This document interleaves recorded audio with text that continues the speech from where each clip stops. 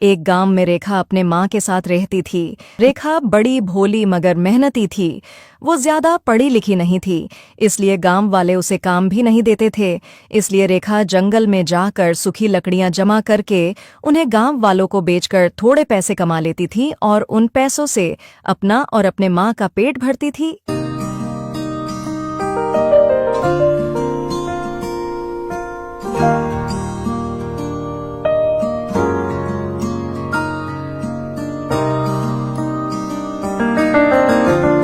ये लीजिए माँ जी, खाना बन चुका है।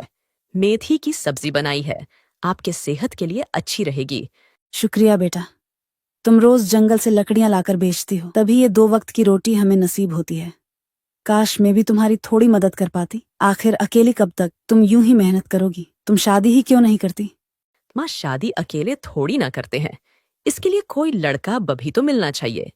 मैं पढ़ी लिखी नहीं हूं ना, इसलिए लड़के भी मुझसे दूर भागते हैं। कोई ना कोई लड़का तेरी राह जरूर देख रहा होगा।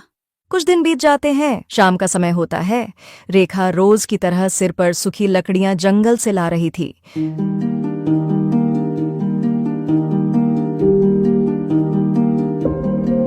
थोड़ी देर बाद रेखा अपने घर पहुंच जाती है। उसकी माँ लकड़ियां नीचे उतरने में रेखा की मदद करती है।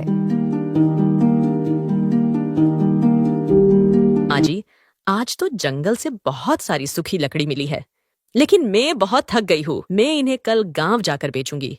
ठीक है बेटा, जैसा तुम चाहो। मैंने तेरे लिए नहाने का पानी गर्म करके रखा है, तुम जाकर पहले नहा लो। तुम्हें अच्छा लगेगा, थोड़ी थकान कम होगी।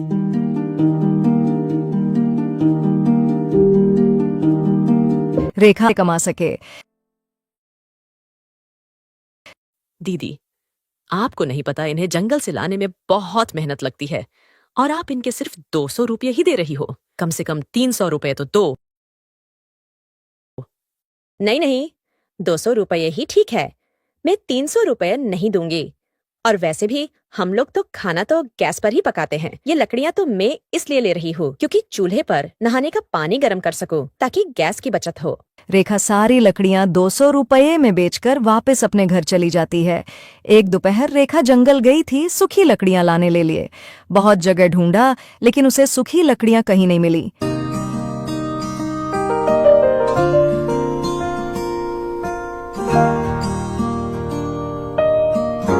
है ऊपर वाले, कब से ढूंढ रही हूँ, लेकिन सूखी लकड़ियां कहीं नहीं मिली।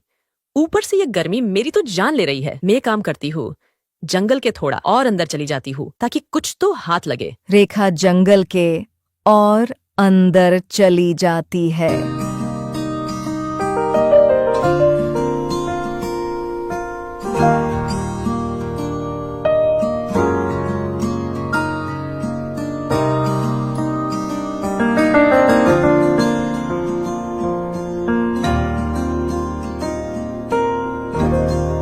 अरे वाह, यहाँ तो ढेर सारी सूखी लकड़ियां हैं। अच्छा हुआ मैंने यहाँ आने का फैसला किया। रेखा एक एक करके बहुत सारी लकड़ियां इकट्ठा करती है और उन्हें सिर पर रखकर वापस घर जाने लगती है। लेकिन गर्मी की वजह से रेखा इतना बोझ सहन नहीं कर पाई। वो नीचे गिरती है। तभी वहीं पास जगन नाम का आदमी नारियल तोड़ रहा था। उसे रेखा की गिरने की आवाज सुनाई देती है।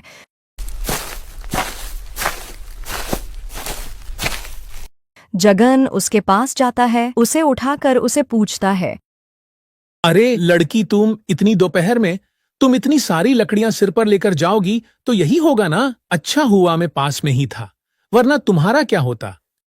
अजी, थकान की वजह से मुझे चक्कर आया था, गला भी सूख गया है। मैं घर से पानी लाना भी भूल गई।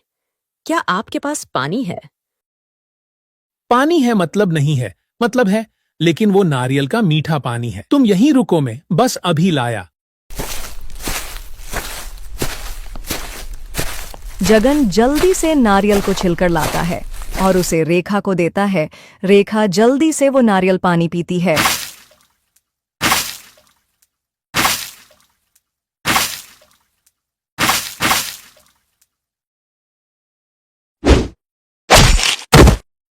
मुझे एक बात बताओ भला, इतने घने जंगल में आपको ये स्ट्रो कैसे मिली?